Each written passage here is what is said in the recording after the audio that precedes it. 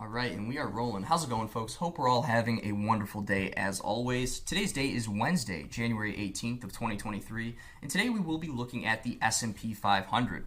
A little bit different of an analysis today as we are going to be zooming way out to the 2-month chart. A little bit different than what we're typically used to. If you ever do TA on any assets, equities, commodities, or whatever, you're definitely not going to be looking at a 2-month chart most of the time, right? You're going to be looking at a 1 hour, a 4 hour, a 1 day, or a 1 week if you're really getting aggressive. It's not very often that you're going to be zooming out and looking at 152 years of data, and that's exactly what we have here on the S&P 500. So what exactly are we going to be getting to today? What exactly is the purpose of this analysis?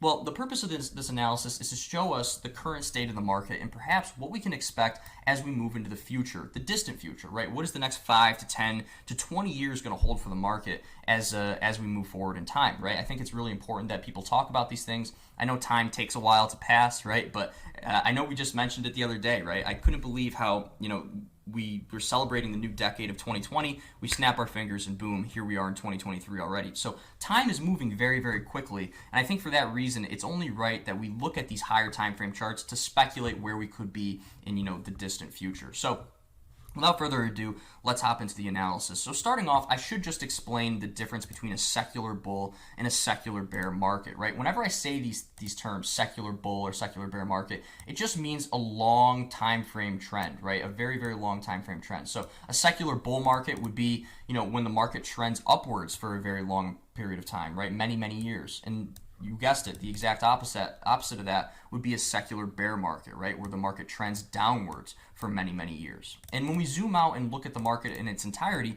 we can see that the market's actually been through 3 secular bear markets, right? One being the Great Depression, which was caused by a multitude of things, mostly by just extreme speculation in the market. And this secular bear market lasted for 20 to 25 years. It could have been argued how long this bear market lasted, as some people would say it ended in 1950 when we really started to see bullish momentum start, and some say it ended in 1955 when we broke the high of the 1920s, right? So this bearish phase lasted a very, very long time. We then broke into a secular bull market all the way up until the end of the 1960s, where we got hit with the energy crisis, right? In the 1970s, there was extreme petroleum shortages in major first world countries, and that led to a major, major drawdown in financial markets and the overall economy for a substantially long time, right? Though it doesn't look as aggressive, it wasn't nearly as aggressive as the Great Depression, this was still a 50% drawdown, and we ended up chopping around for well over 10 years, right? Again, it depends on how you view these things. If you view the bear market being over as, breaking the high that we had there, then it would have been, close to 15 years. But in my eyes, I see this being roughly a 10-year, 11-year bear market in the 1970s. We ended up hopping out of that, right? The emergence of computers, the emergence of the internet ended up bringing upon us the dot-com bubble and later the '08 crash, which was caused by subprime mortgage lending with banks.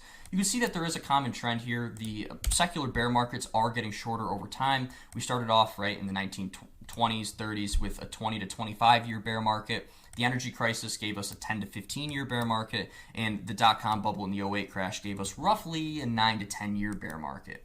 And that, leaves some questions, right? What is the next secular bear market going to look like, and what levels could we perhaps expect to go to, right? And that's where it really gets fun, because this is where we bring in the moving averages. So first, I'm going to bring in the 200-week SMA EMA, and let's just make sure I'm doing wrong one. Here we are, the 200-week SMA EMA. And typically, a 200-week SMA EMA will look fairly like a very high time frame moving average. But when we're looking at a 2-month chart, it's going to look very snug to price and won't look that useful unless we zoom in. So that's exactly what we're going to do here. Zoom in real quick, and you can see that let's actually get rid of this real quick. And the reason I'm getting rid of this is because I do want to isolate COVID, because it is fairly important in my opinion. We can just do this, and let's just make the wicks visible. Very good. Okay. Yes, we can see whenever we break below the 200-week SMA EMA, it usually initiates some sort of drastic drawdown in price. You can see here when we broke below it in the 2000, the dot-com bubble. I believe we broke below it in 2001. It ended up initiating a 50% correction in the market. The same thing happened with the '08 bubble. when we saw a 57% drawdown in the market. And you can see this all happened and was initiated when we broke below the 200-week SMA EMA.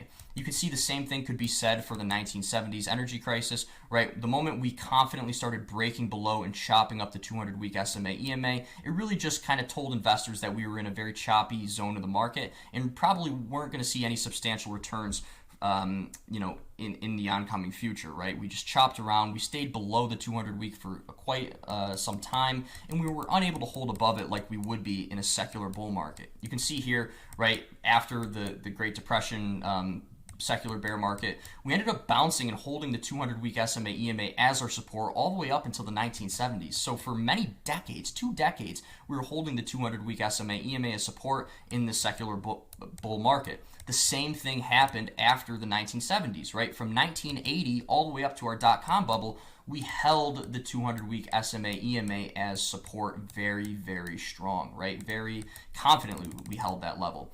And the most compelling part to this, and this is what I was getting to, that's why I got rid of my drawings earlier, is COVID, right? A lot of people look at the recent COVID capitulation in March of 2020 to be some crazy drawdown that's going to be looked at as just a blemish on the technical charts for years to come.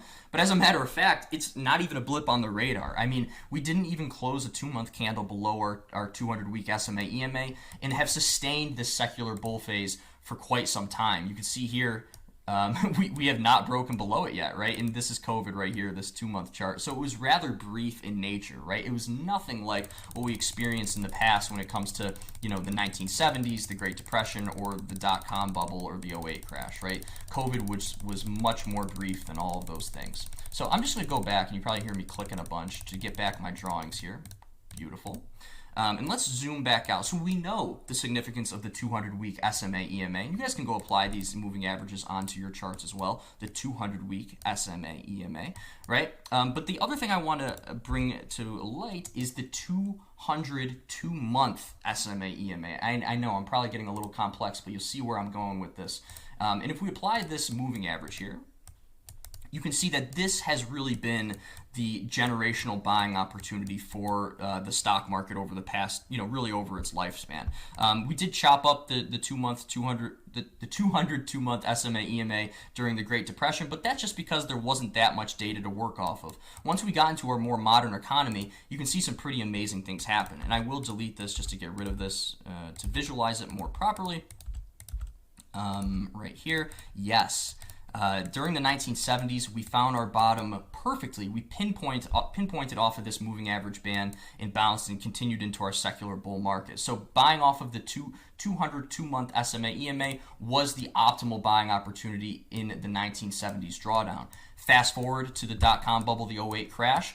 Where did we end up bottoming out? Sure enough, the 202-month SMA EMA. And it's actually quite interesting, right? A lot of people thought that the bottom was going to be in when we had the dot-com bubble bottom, but in fact, it was just part of a larger correction that was leading us to this moving average. So when we zoom out, again, I'm just going to press the backspace a bunch of times.